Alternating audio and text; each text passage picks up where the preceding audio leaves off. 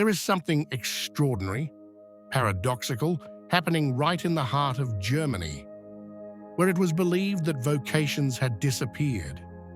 An unexpected ferment is coming to life, but not on the benches of official seminaries. This is positive news, yet disturbing, because it suggests that while one part of the church seems to be fading, another is flourishing. Now it's up to Pope Leo to decide whether to intervene, before that silent split turns into a formal schism. Stay with us until the end. In Germany, for years now, there has been almost no talk of vocations. In documents, synods, and official speeches, one hears talk of welcoming, of new paths, of listening, of openness. But of young people ready to become priests, almost no one. And in fact, the numbers are merciless. In 2024, according to official data from the German Bishops' Conference and the portal The Pillar, only 29 priests were ordained in the entire country. There's not much to celebrate. For comparison, in 1962, there were 557 new priests. What happened in between? That the German church tried to reinvent itself.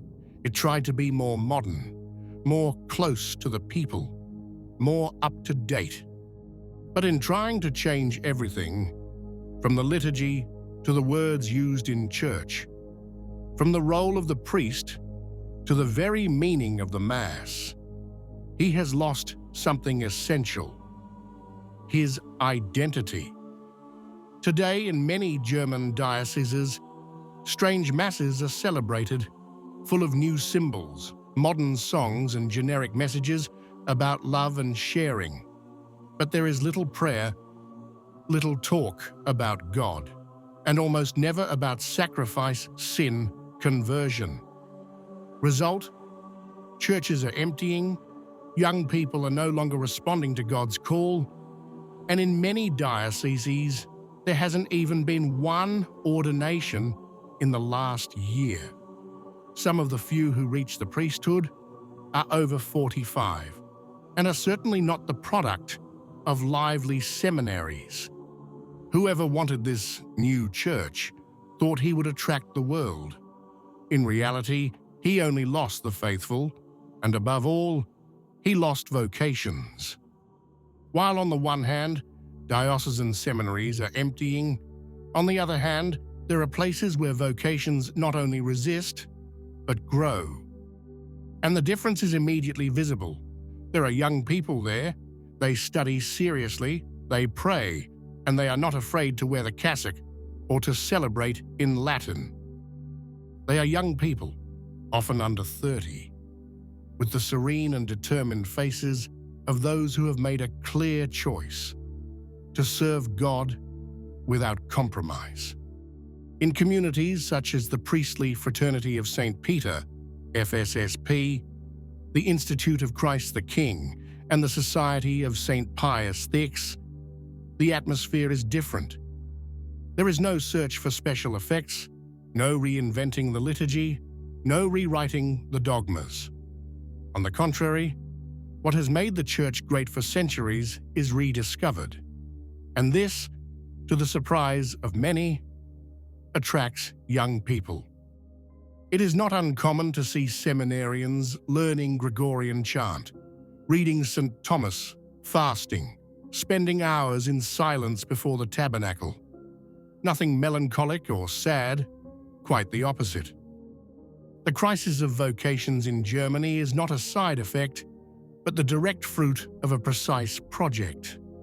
For years now, many German bishops and theologians have been pushing forward a radical transformation of the Church, all in the name of synodality, a word that has become a banner behind which to justify every break with tradition. But while in the episcopal palaces there are discussions about how to make the Church more open, in the parishes people are leaving. Every year, hundreds of thousands of believers, officially leave the German Catholic Church.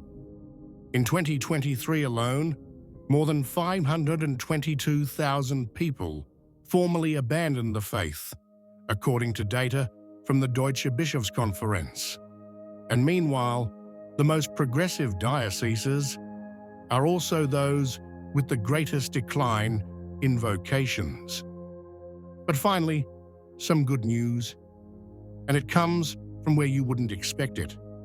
Germany, the country that symbolizes the crisis, the endless synods, the empty churches, the deserted seminaries. Right there, something is moving. Or rather, something is growing, and growing well. In 2025, the priestly fraternity of St. Peter, the FSSP, ordained 25 new deacons. Of these, 13 in Germany and 12 in the United States. A sensational number if we consider that, according to official data, in all of Catholic Germany in 2024, only 29 priests were ordained. If you appreciate our service of disclosure and believe in the values of truth and transparency, buy a super thank you. Each content requires commitment, study, and dedication, and our work is entirely self-financed. Your support helps us to continue this mission. Thank you very much. We are not talking about a comparison with the African or Latin American Church. We are talking about Germany itself. The FSSP alone, in just 1 year, has almost reached the entire vocational production of all the German dioceses put together. And not of priests, of course, but of deacons destined for the priesthood. This is a fact that cannot be ignored, because it says something simple, but very powerful. Tradition works. Where people pray seriously, where Mass is celebrated with respect, where doctrine is taught without shame, young people arrive. And they are not nostalgic, rigid, or repressed, as some like to describe them. They are smiling, convinced, full of faith. Ordinary people who have made a courageous choice to say yes to God in a church that many are abandoning, but that they want to serve with all their heart. This is the real news. Not yet another document, not the latest declaration on diversity, but 25 young men in robes on their knees, ready to give themselves. No crisis. There is life here. In light of these facts, a question becomes inevitable. Does anyone in Rome notice what is happening? At this point, the stakes are no longer theoretical. If we do not intervene clearly, we risk a real, formal, proclaimed schism. No more internal tensions, no more liturgical ambiguities or underground theological disputes, but an open, visible break, which would officially end the communion with Rome of entire portions of the German Church. This is not alarmism. Just look at the facts. For years in Germany, they have been pursuing reforms that erase doctrine. They have been experimenting with liturgies, increasingly detached from tradition. They have theorized a new church built not on Peter, but on permanent assemblies. Faced with all this, Rome's silence risks being interpreted as surrender. And it is precisely now, at this precise moment, that Pope Leo XIV is called to make a difference.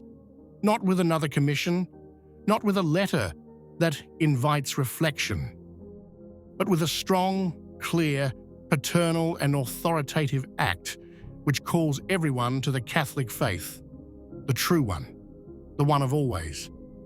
It is not a matter of choosing between tradition and modernity.